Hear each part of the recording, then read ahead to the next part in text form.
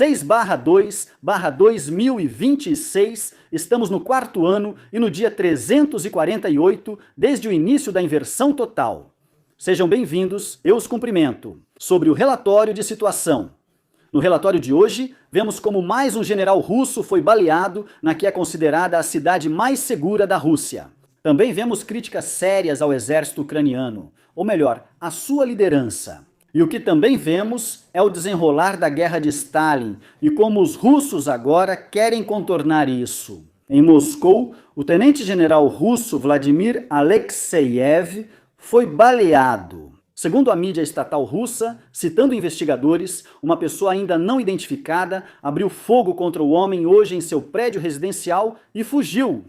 A vítima foi levada para um hospital municipal. Alexeyev é, desde 2011, o primeiro vice-chefe da inteligência militar russa, GRU, e é considerado um dos principais responsáveis pelos serviços de inteligência Alexeyev. Por seu papel na guerra da Síria, ele foi condecorado com o título de Herói da Federação Russa. O ucraniano de nascimento formou-se em 1984 na Escola de Comando de Tropas Aerotransportadas em Ryazan, serviu em unidades Spetsnaz e chegou até o Estado-Maior Central do GRU. Após o início da invasão, em 2022, ele foi identificado como o comandante de mais alta patente do GRU responsável pela Ucrânia. Durante a rebelião do Wagner, em junho de 2023, ele condenou publicamente o chamado e depois participou de negociações com Prigozhin em Rostov-do-Don.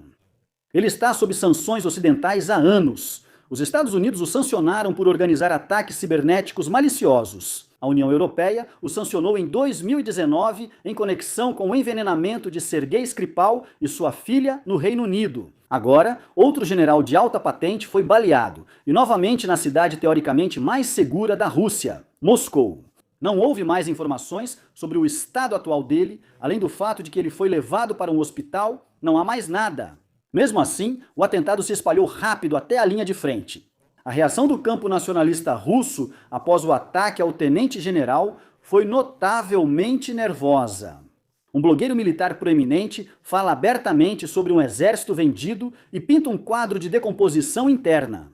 Enquanto soldados comuns lutam e morrem, as elites se acomodam em escritórios seguros, com bom vinho e igrejas italianas. O tom não é apenas de raiva, mas de resignação, e se dirige menos contra inimigos externos, como o Ocidente ou a OTAN, e mais contra o próprio sistema. O que é muito atípico do lado russo.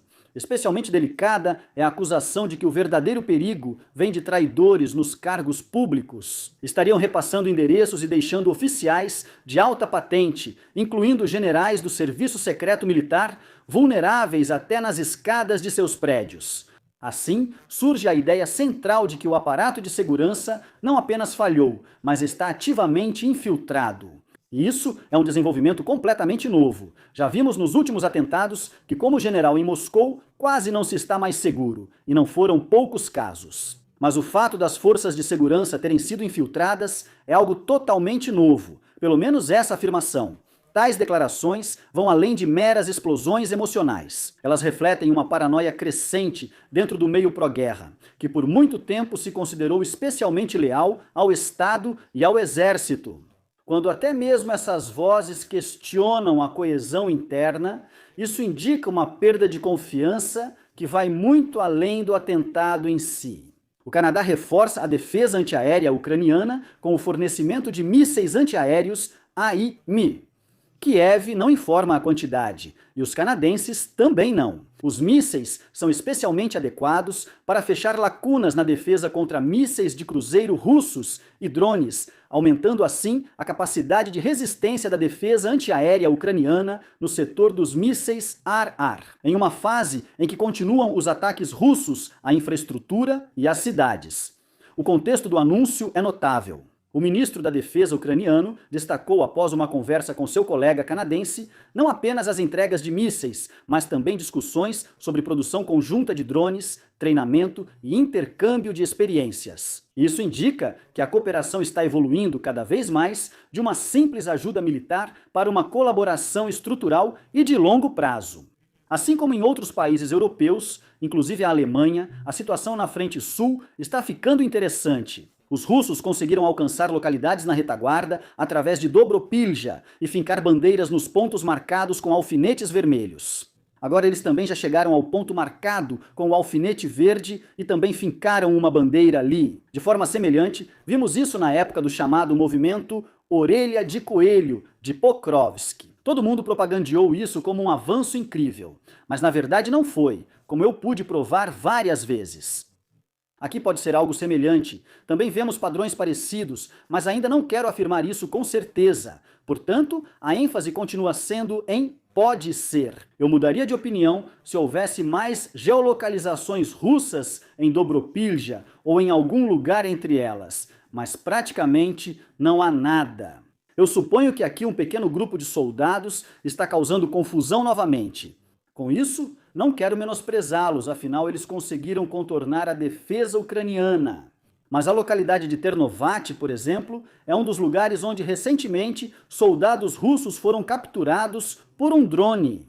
E eu não acredito que haja tantos ucranianos aqui. E esse pequeno grupo também não pode escapar, pois, caso contrário, não haveria geolocalização de forças de reforço, ou pelo menos de suprimentos em nenhum outro lugar. Comerciantes russos parecem aproveitar as restrições ao acesso ao Darling pelas tropas russas para lucrar com alternativas locais. Em poucas horas, os preços dos sistemas russos de internet via satélite subiram muito. Chama especialmente a atenção o caso do sistema Yamal 600 e um que opera através da rede de satélites da Gazprom. Aparelhos que até recentemente eram oferecidos por cerca de 500 a 700 dólares, agora custam mais de 2.600 dólares cada. Observadores falam de uma quadruplicação do preço. Paralelamente, fica claro por que os soldados russos evitam esses sistemas. O Yamal 601 é considerado tecnicamente obsoleto. Conexões instáveis, volume de dados muito limitado e baixas velocidades de transmissão são comuns aqui. Para uso militar, especialmente controle de drones ou transmissão de dados em tempo real, o sistema é pouco adequado. Exatamente por isso, muitas unidades antes apostaram no Darling, que é menor, mais rápido e muito mais confiável. A explosão dos preços afeta diretamente as tropas, já que o Ministério da Defesa russo ainda não consegue fornecer internet via satélite de forma abrangente para seus soldados. Principalmente nesse curto período de tempo, isso significa que muitas unidades precisam adquirir esses sistemas por conta própria, e aí o preço acaba sendo elevado. Ninguém pode dizer que o capitalismo não se impõe em qualquer lugar. Os custos das alternativas, agora mais caras e piores, são praticamente repassados aos soldados. E um dos blogueiros militares russos ainda escreveu que ficou claro que lutar contra a OTAN enquanto se usa um sistema de satélites da OTAN sem ter uma alternativa própria não foi exatamente a melhor ideia. Quem diria? Pelo menos agora dá para usar os terminais como mesas improvisadas.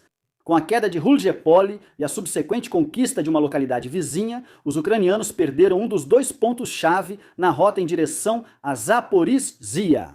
Perto do Ano Novo, forças russas tomaram no centro de Rulgepole o local de combate e o posto de observação que originalmente eram do 102, o batalhão. Brigada de Defesa Territorial.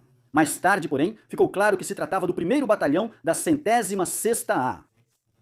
Brigada de Defesa Territorial, que antes das reformas no verão de 2025, integrava do ponto de vista organizacional a 102ª Brigada! Nós já analisamos isso no relatório de situação daquela época. Talvez você ainda se lembre da imagem ao fundo. No início de janeiro, tropas russas foram localizadas em grandes partes da cidade, o que na prática significa a perda da localidade. Relatos das tropas indicam sobrecarga massiva. Um soldado do 2º Batalhão da 102ª Brigada explicou que sua unidade teve que repelir ataques russos quase sem interrupção desde junho, sofrendo perdas contínuas e recebendo quase nenhum reforço. Não houve rotações por vários meses. A logística terrestre entrou em colapso total e o suprimento está sendo entregue exclusivamente por drones. Um ex-integrante do apoio psicológico da brigada também relata que, após a subordinação ao Comando Operacional Sul, toda-se a liderança foi substituída de uma só vez. A troca abrupta prejudicou muito a moral. Antes, os processos funcionavam bem, mas desde o outono surgiram mais inspeções e exigências, dificultando as operações de combate. As acusações sobre a perda do comando do batalhão são muito graves. Segundo um parente de um dos soldados afetados, o batalhão ficou cercado na cidade por cerca de um mês, antes de conseguir romper o cerco em 20 de dezembro. Logo em seguida, a unidade foi subordinada a um regimento de assalto e recebeu ordens para retornar novamente a Juliapole. Familiares dos soldados agora exigem uma investigação oficial sobre as decisões de comando. Um oficial relatou que as forças russas chegaram a poucas centenas de metros do quartel-general sem ordem de retirada. Normalmente, um posto de comando desse tipo fica muito mais recuado. O pedido de autorização para recuar teria sido, portanto, negado. Sabe do que isso parece muito? Dos métodos de Siersky. Ontem já vimos que muitos agora querem se livrar dele, e isso por causa dos erros que acabei de descrever que não deveriam ter acontecido. Não se troca toda a liderança poucos dias antes de uma batalha difícil. Não se ordenam contra-ataques sem esperança e não se mantém uma posição a qualquer custo. Identificar que certa posição já deveria ter sido abandonada há tempos. Agradeço aos assinantes, membros do canal e equipe Alguk. Agradecimento especial ao Oberstleiter Dr. Enek Roberto Siller e Fred Meilhofer. Inscreva-se, curta, comente e até o próximo relatório.